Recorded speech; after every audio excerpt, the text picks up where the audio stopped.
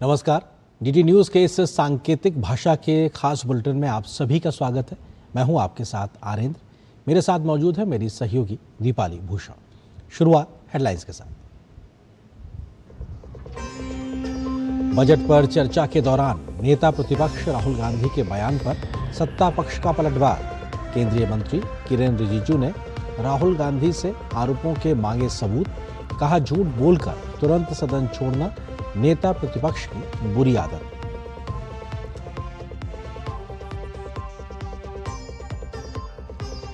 केंद्रीय मंत्री हरदीप सिंह पुरी ने राहुल गांधी को बताया गैर जिम्मेदार। कहा, बेवजह के आरोप लगाना नेता प्रतिपक्ष की आदत। भारत को बताया था डेड इकोनॉमी।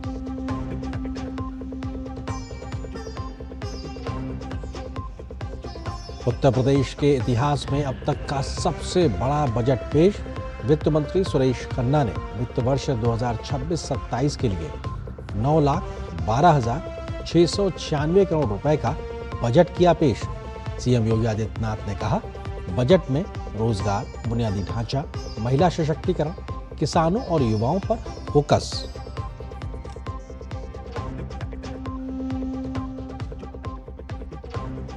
मुंबई नगर निगम में बना भाजपा का मेयर। निर्विरोध चुनी गई ऋतु तावड़े। शिवसेना के संजय घाड़ी बने उप महापौर। ठाकरे परिवार का सबसे धनी नगर निकाय पर 25 वर्षों का वर्चस्व हुआ खत्म।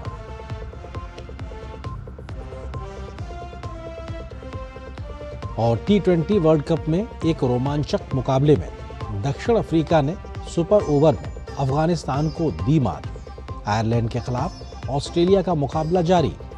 वहीं आज शाम को इंग्लैंड और वेस्टइंडीज के बीच होगी भिड़ंत।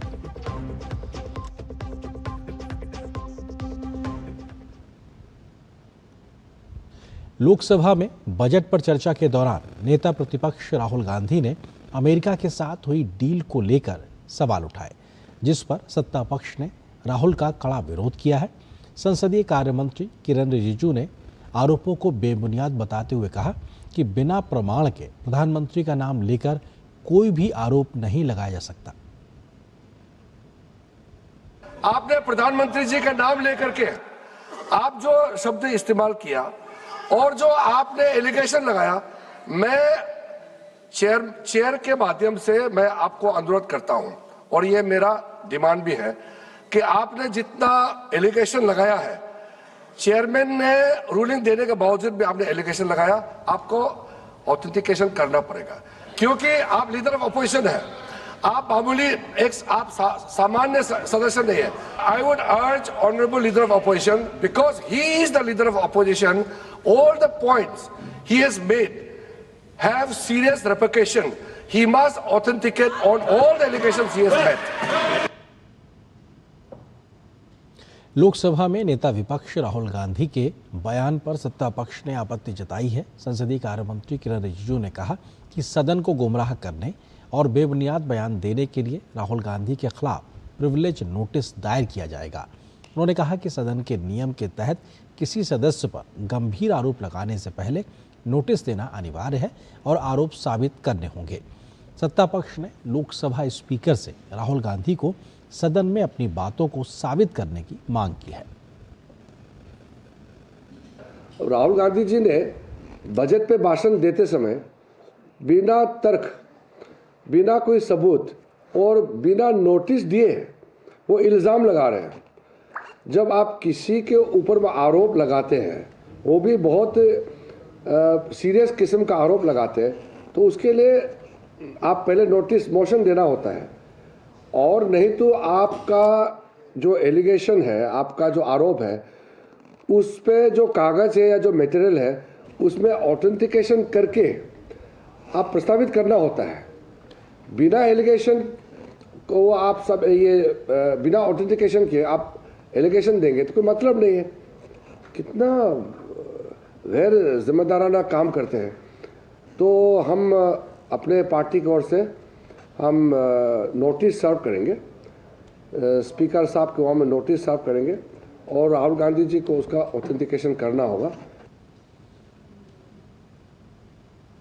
किरण रिजिजू ने राहुल गांधी पर प्रधानमंत्री और सरकार के खिलाफ झूठे आरोप लगाने का आरोप लगाया और पूछा कि वह किस आधार पर कह रहे हैं कि प्रधानमंत्री ने भारत और भारतीय हितों को बेचा है। रिजिजू ने राहुल गांधी को जवाब देते हुए कहा कि आज तक भारत को बेचने या खरीदने वाला कोई पैदा नहीं हुआ है। वो आराम से राहुल गांधी बोल दिया कि भारत को बेच दिया और कोई भारत को खरीद लिया। ये भारत को कोई सोच भी नहीं सकता है खरीदने बेचने का। इसलिए मैंने कहा कोई माई के लाल पैदा नहीं हुआ जो इस देश को खरीद सकता है, बेच सकता है। और बार बार मोदी जी को सरेंडर किया बोलता है। अरे 2014 से पहले भारत 11वें स्थान में है। लोगों के सामने में जाके हाथ फैलाते थे और लोग कहते थे कि भारत तो फ्रेजाइल 5 है, इकोनॉमी बहुत कमज़ोर है, टूटने वाले हैं, भारत को कोई सीरियसली नहीं लेते हैं। अब हम टॉप 4 में आ गए हैं, टॉप 3 में होने वाले हैं। इतना 11 साल में इतना बड़ा छलांग लगाया तो कौन किया? मोदी जी ही तो किया है। बीजेपी सांसद अनुराग ठाकुर ने राहुल गांधी पर पलटवार करते हुए कहा कि विपक्ष देश की तरक्की से खुश नहीं है। उन्होंने कहा कि झूठ बोलने वाले लंबे समय तक टिक नहीं पाते। अनुराग ठाकुर ने सवाल खड़ा किया, राहुल गांधी को सभी चीजों से नफरत क्यों है? सर, हार की नफरत इतनी हो गई है कि सदन के नियमों से नफरत है, स्पीकर से नफरत है, संवैधानिक संस्थाओं से नफरत है, देश के प्रधानमंत्री से नफरत है और अब तो भारत से ही नफरत शुरू हो गई है इनको। केंद्रीय मंत्री प्रहलाद जोशी ने राहुल गांधी पर कटाक्ष करते हुए कहा कि बजट के अलावा राहुल गांधी ने लोकसभा में सब कुछ बोलने की कोशिश की। आसन ने जब राहुल गांधी द्वारा लगाए गए आरोपों को प्रमाणित करने की बात कही तो वह दाएं बाएं देख रहे थे। प्रहलाद जोशी ने कहा, राहुल गांधी विपक्ष के नेता हैं, लेकिन उनकी जो हरकतें हैं वह कहीं से भी विपक्ष के नेता के लायक नहीं है। ये ऑथेंटिकेट करने के लिए मैं ऑथेंटिकेट करता हूं, ये बोलने से ऑथेंटिकेशन नहीं होता है। फर्स्ट ऑफ ऑल, अगर किसी के ऊपर वो एलिगेशन लगाते हैं तो जो सदन के सदस्य है उनको नोटिस देना पड़ता है। अगर वो सदन के सदस्य नहीं है तो ऐसे एलिगेशन, वाइल्ड एलिगेशन नहीं लगा सकते। फिर भी बोलने के बाद ऑथेंटिक करो बोले तो मैं ऑथेंटिक करता हूं बोले तो ऑथेंटिकेशन नहीं होता है। ऑथेंटिकेशन के लिए संबंधित डॉक्यूमेंट रखना चाहिए, संबंधित जो विषय है वो विषय का रिकॉर्ड्स है, एविडेंसेस है, वो सब रखना पड़ता है। कुछ नहीं है, एक पेपर लाए है मैं ऑथेंटिक करता हूं बोले तो ये ऑथेंटिक के बोलने से ऑथेंटिक नहीं होगा। You should understand. कांग्रेस सांसद इमरान मसूद ने राहुल गांधी का बचाव करते हुए कहा कि राहुल गांधी ने जो सदन में आरोप लगाए थे उसको प्रमाणित करने के लिए पूरा सबूत जुटा कर आए थे, लेकिन आसन ने उन्हें बोलने की अनुमति नहीं दी। उन्होंने कहा मैं ऑथेंटिकेट कर रहा हूं, स्पीकर ने मना कर दिया। आप देखिए, आप कार्रवाई देखिए। सब चीजों की तैयारी के साथ राहुल जी आए थे। राहुल जी की बात का जवाब तर्कों के साथ देने का हिम्मत होनी चाहिए। तर्कों के साथ जवाब दें। राहुल जी ने सारी चीजों को तर्कों के साथ रखा है और एक एक तर्क के ऊपर तर्कों के साथ अगर ये जवाब देंगे तब समझ में आएगा। आप इधर उधर की बात को घुमाने की कोशिश मत करें। संसद का बजट सत्र जारी है। इस दौरान विपक्षी सांसदों द्वारा लगातार गतिरोध देखने को मिल रहा है। भाजपा के राष्ट्रीय प्रवक्ता सुधांशु त्रिवेदी ने नेता प्रतिपक्ष राहुल गांधी और विपक्ष पर तीखा पलटवार किया है।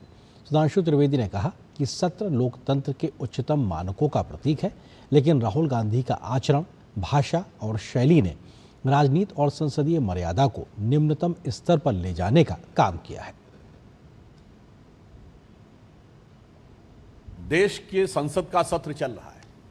संसद का सत्र लोकतंत्र में उच्चतम मानकों के प्रतीक के रूप में माना जाता था, परंतु आज नेता प्रतिपक्ष राहुल गांधी जी के आचरण, भाषा और शैली, उससे राजनीति और संसदीय मर्यादा को निकृष्टतम निम्नतम स्तरों तक ले जाने का बहुत निंदनीय कार्य हुआ है। उन्होंने एक बार फिर अपनी उसी चिरपरिचित कुंठाग्रस्त शैली में प्रधानमंत्री श्री नरेंद्र मोदी जी के प्रति ईर्ष्या से ओतप्रोत होते हुए, आकंठ डूबे हुए, अनर्गल झूठे आरोपों का पीठ से कहने के बावजूद उन्होंने बारंबार उन्हीं बातों को रिपीट किया है।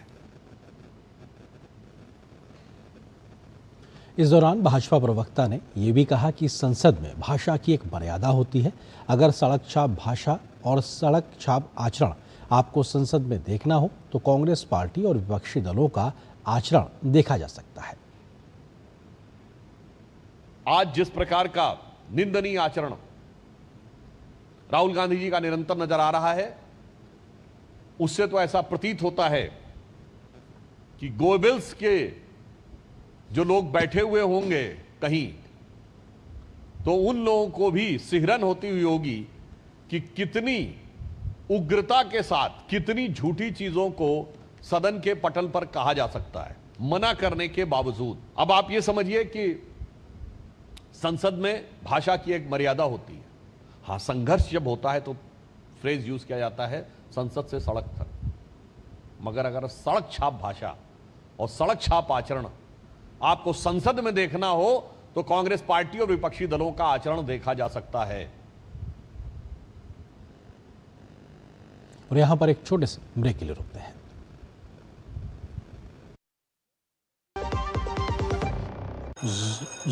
मैसेज डियर इन्वेस्टर, एक एक्सपर्ट स्टॉक टिप खास आपके लिए। ये ऐप डाउनलोड करो और पैसे डबल करो। एक्सपर्ट जी, बदमाश का बाप हूँ मैं। ऐप डाउनलोड करने से पहले मैं आपका पूरा रिपोर्ट कार्ड निकालूंगा।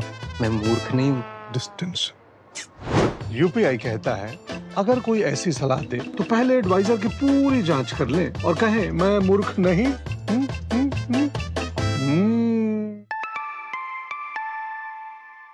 जाइए आप भी किसी का टेस्ट लीजिए। क्या आपको है आकर्षक बचत विकल्पों की तलाश? LIC प्रस्तुत करता है नवजीवन श्री सिंगल प्रीमियम प्लान। एक मुश्त प्रीमियम राशि जमा करें, जीवन बीमा कवर का आनंद उठाएं, परिपक्वता पर गारंटीकृत निश्चित राशि प्राप्त करें, तरलता विकल्प भी उपलब्ध। अभी खरीदें। मौजूदा पॉलिसी धारकों के लिए आकर्षक छूट, नियम और शर्तें लागू। जब धरती चीर कर निकलता है लोहे का पत्थर और मिलता है मोंगिया के जोश से, फिर तपता है, पिघलता है और बनता है फौलाद। अब होता है सरिया सारी खूबियों के साथ। मोंगिया स्टील, मजबूत देश का मजबूत सरिया। पश्चिम बंगाल के आसनसोल से भाजपा विधायक अग्निमित्रा पॉल के साथ बदसलूकी का मामला सामने आया है। आरोप तृणमूल कांग्रेस के समर्थकों पर लगा है। दरअसल आज अग्निमित्रा पॉल अपने विधानसभा क्षेत्र के न्यू एगरा इलाके में जनसंपर्क के लिए गई थी। इसी दौरान तृणमूल समर्थकों ने भाजपा विधायक का विरोध करने के साथ साथ उन पर अभद्र टिप्पणियां की। भाजपा और तृणमूल कार्यकर्ताओं के बीच झड़प हो गई और नौबत हाथापाई तक आ गई। आरोप है कि जब अग्निमित्रा पॉल ने हंगामा शांत कराने की कोशिश की तो उनके साथ भी बदसलूकी की गई। इस घटना का नेता प्रतिपक्ष शुभेंदु अधिकारी ने लोकतंत्र पर हमला बताया है और आरोप लगाया है कि चुनावी हार के डर से ऐसी घटनाएं हो रही हैं। ये लोग जाने वाला है 2-3 हफ्ते के भी अंदर चुनाव आचार संहिता लागू हो जाएगा। अप्रैल के अंदर सरकार बनाना पड़ेगा, जनता उखाड़ फेंकेगा। दादा लिए काल रात भवानीपुर में अब देख लीजिए किस तरीके से ये लोग बीजेपी का झंडा को आग से लगाया। भवानीपुर में हारने का डर से ममता बनर्जी कर रहा है। देखिए बीजेपी का झंडा को आग लगा रहा है भवानीपुर में 2:30 AM। अरे भवानीपुर में ममता हारने वाली है। Her cadre are doing this type of unethical job due to her fear साइकोसिस। योगी सरकार ने आज उत्तर प्रदेश का अब तक का सबसे बड़ा बजट पेश किया। मुख्यमंत्री योगी आदित्यनाथ की यूपी सरकार लगातार 10वीं बार उत्तर प्रदेश विधानसभा मंडल में विकास का बजट उसने पेश किया है। वित्त मंत्री सुरेश कुमार खन्ना ने विधानसभा में बजट को पेश किया। इस बार उन्होंने 9.12 लाख करोड़ से अधिक का बजट पेश किया है। कि पिछले वर्ष के मुकाबले 12.9% ज़्यादा है। इस बजट में योगी आदित्यनाथ सरकार ने युवाओं, महिलाओं, किसानों और बुनियादी ढांचे के विकास पर विशेष ध्यान केंद्रित किया है। वहीं प्रदेश की प्रति व्यक्ति आय 1,09,844 रुपये आकलित की गई है। साल 2016-17 में प्रति व्यक्ति आय 54,564 रुपये से 2 गुना ज़्यादा है। बजट में युवाओं के लिए बड़ी खुशखबरी सामने आई है। वित्त मंत्री ने घोषणा की है कि प्रदेश में 10 लाख युवाओं को रोजगार के अवसर प्रदान किए जाएंगे। इसके साथ ही 9 लाख से ज़्यादा युवाओं को पहले ही प्रशिक्षित किया जा चुका है।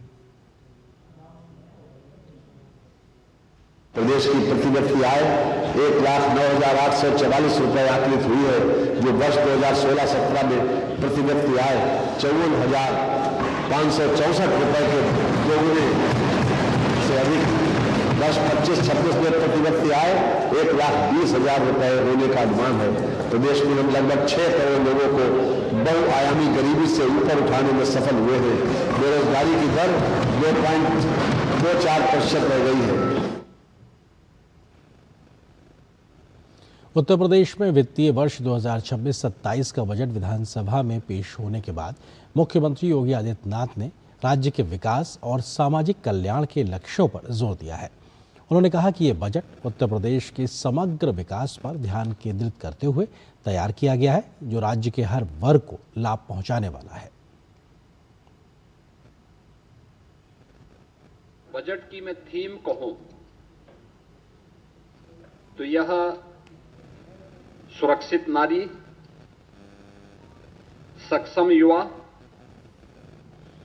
खुशहाल किसान और रात को काम, तकनीकी निवेश से समृद्ध होता उत्तर प्रदेश के लिए समर्पित यह बजट नव निर्माण की एक नई गाथा को देशवासियों के सामने प्रस्तुत करता है। सीएम योगी ने कहा कि कर चोरी और लीकेज को रोकने के लिए कुशल वित्तीय प्रबंधन के माध्यम से उत्तर प्रदेश को बीमारू राज्य से भारत की अर्थव्यवस्था को मजबूत बनाने में सफलता मिली है, जिससे यह अब सरप्लस स्टेट बन गया है।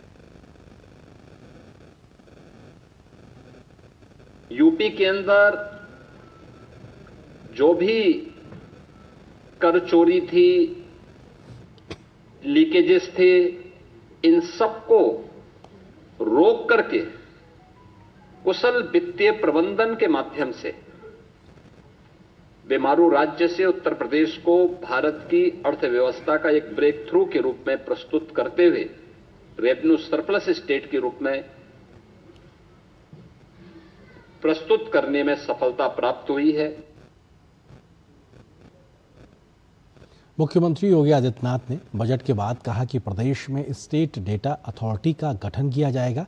इसका मुख्य उद्देश्य राज्य में डेटा संग्रहण, प्रबंधन और उपयोग को सुरक्षित और स्थिर बनाना है। हमारी सरकार ने तय किया है कि हम यूपी के अंदर एक स्टेट डाटा अथॉरिटी का गठन करेंगे।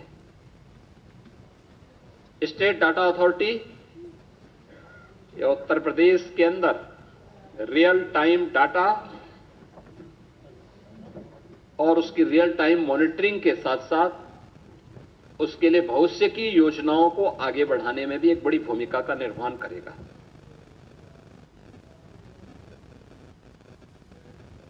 राजस्थान की वित्त मंत्री दिया कुमारी ने वित्त वर्ष 2026-27 का बजट पेश किया है।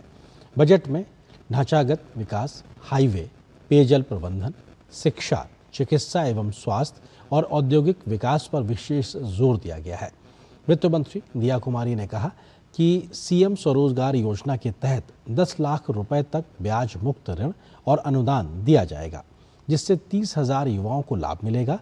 वहीं नेशनल टेस्टिंग एजेंसी की तर्ज पर राजस्थान टेस्टिंग एजेंसी की स्थापना की जाएगी, जिसमें ऑनलाइन टेस्ट सहित परीक्षाओं के आयोजन की सुविधा होगी। इसके साथ ही राजस्थान में राज्य सवेरा नाम से नशा विरोधी अभियान शुरू होगा, जिसमें नशे से ग्रस्त युवाओं के उपचार और पुनर्वास की व्यवस्था होगी। सरकार ने कहा कि युवाओं को आत्मनिर्भर बनाने के लिए प्रत्येक जिले में इंडस्ट्री पार्टनर के साथ सेंटर खोले जाएंगे और 30 करोड़ रुपए की लागत से नए टेक्नो हब स्थापित होंगे। वित्त मंत्री ने कहा कि 10वीं और 12वीं के मेधावी छात्रों को लैपटॉप के लिए ई वाउचर के माध्यम से 20,000 रुपए तक की सहायता दी जाएगी। वहीं कक्षा 1 से 8 तक के 40 लाख विद्यार्थियों को निःशुल्क यूनिफॉर्म के लिए 250 करोड़ रुपए खर्च किए जाएंगे। वित्त मंत्री अपने बजट भाषण में कहा कि विकसित राजस्थान 2047 को साकार करने के लिए गरीब, युवा, अन्नदाता व नारी शक्ति की अहम भूमिका को ध्यान में रखते हुए हमारी सरकार ने सेवा, समर्पण और सुशासन को प्राथमिकता दी है। वित्त मंत्री ने कहा कि हमारे द्वारा किए गए ढांचागत सुधार व कुशल वित्तीय प्रबंधन से अर्थव्यवस्था का आकार वित्त वर्ष 2026-27 में 21,52,100 करोड़ रुपए होने का अनुमान है। वहीं दूसरी ओर प्रति व्यक्ति आय भी 1.67 लाख रुपए से बढ़कर वित्त वर्ष 2025-26 की समाप्ति पर 2 लाख के पार पहुंच जाएगी। देश की आर्थिक राजधानी मुंबई को नया महापौर मिल गया है। भाजपा पार्षद रितु तावड़े मुंबई की महापौर चुनी गई हैं, जबकि शिवसेना शिंदे गुट के संजय घाड़ी उप महापौर बने हैं। बृहन मुंबई महानगर पालिका की विशेष आम सभा में तावड़े और घाड़ी दोनों निर्विरोध निर्वाचित हुए हैं। बीएमसी मुख्यालय में चुनाव प्रक्रिया पूरी होने के बाद सत्ताधारी और विपक्षी दलों के पार्षदों की नारेबाजी के बीच रितु तावड़े ने मुंबई की 78वीं महापौर के रूप में कार्यभार संभाला। इस दौरान मुख्यमंत्री देवेंद्र फडणवीस और उप मुख्यमंत्री एकनाथ शिंदे भी मौजूद रहे। उन्होंने नवनिर्वाचित महापौर और उप महापौर को बधाई दी। गौरतलब है कि रितु तावड़े के महापौर बनने के साथ ही भाजपा ने 44 साल बाद एशिया के सबसे अमीर नगर निकाय में महापौर पद पर कब्जा जमाया है। पिछले महीने 227 वार्डों के लिए हुए चुनाव में भाजपा 89 सीटों के साथ सबसे बड़ी पार्टी बनकर उभरी थी। फिलहाल मुंबई की सियासत में इसे एक बड़ा बदलाव के रूप में देखा जा रहा है।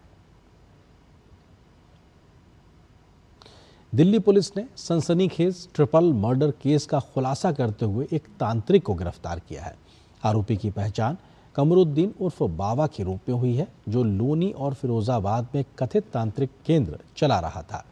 8 फरवरी को पश्चिम बिहार ईस्ट थाना इलाके में एक सफ़ेद कार में 3 लोग मृत पाए गए थे। मृतकों की पहचान रणधीर, शिव नरेश और लक्ष्मी के रूप में हुई है। परिजनों ने आत्महत्या की आशंका से इनकार करते हुए साजिश की आशंका जताई। जांच में पाया गया कि तीनों मृतक घटना से एक दिन पहले और घटना वाले दिन लोनी गए थे और आरोपी कमरुद्दीन के संपर्क में थे। जांच में पाया गया कि कार में चौथा व्यक्ति भी था, जो कमरुद्दीन था। पूछताछ में आरोपी ने बताया कि उसने पूजा के नाम पर उनसे 2 लाख रुपए नकद, शराब और कोल्ड ड्रिंक लाने को कहा था। उससे पहले से जहरीले लड्डू तैयार कर रखे थे और यात्रा के दौरान तीनों को शराब, कोल्ड ड्रिंक और वही लड्डू खिला दिए। बेहोश होने पर वह नकदी लेकर फरार हो गया। कमरुद्दीन पहले भी हत्या, अपहरण सहित गंभीर धाराओं के मामले में शामिल रह चुका है। पुलिस ने संबंधित धाराओं में मामला दर्ज कर आगे की जांच शुरू कर दी है। प्रधानमंत्री नरेंद्र मोदी ने सोशल मीडिया प्लेटफॉर्म एक्स पर भारी उद्योग और सार्वजनिक उद्यम मंत्री SD कुमारस्वामी के लेख पर प्रतिक्रिया देते हुए लिखा है कि कार्बन टेक्नोलॉजी भारत को अगली स्टील क्रांति को शक्ति प्रदान कर सकती है। उन्होंने नेट जीरो 2070 की दिशा में लक्ष्य, स्वदेशी निवेश और भारत के विकास, वैश्विक प्रतिस्पर्धा और एक विकसित भारत की ओर मार्गदर्शक कदम के बारे में बताया। प्रधानमंत्री मोदी ने इस लेख में एक महत्वपूर्ण चर्चा की है और जनता से इसे पढ़ने का आग्रह किया है, ताकि वे भारत के भविष्य को स्थिर और वैश्विक स्थिति को मजबूत बनाने में दृष्टिकोण को समझ सकें।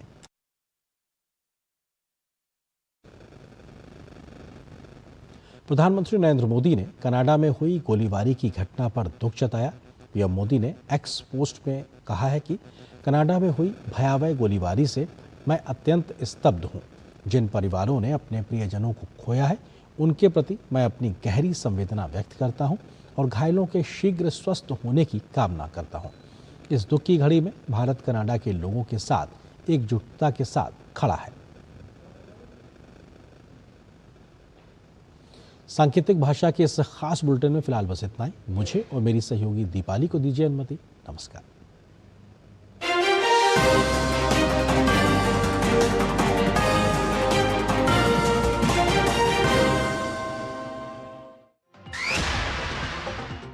पश्चिम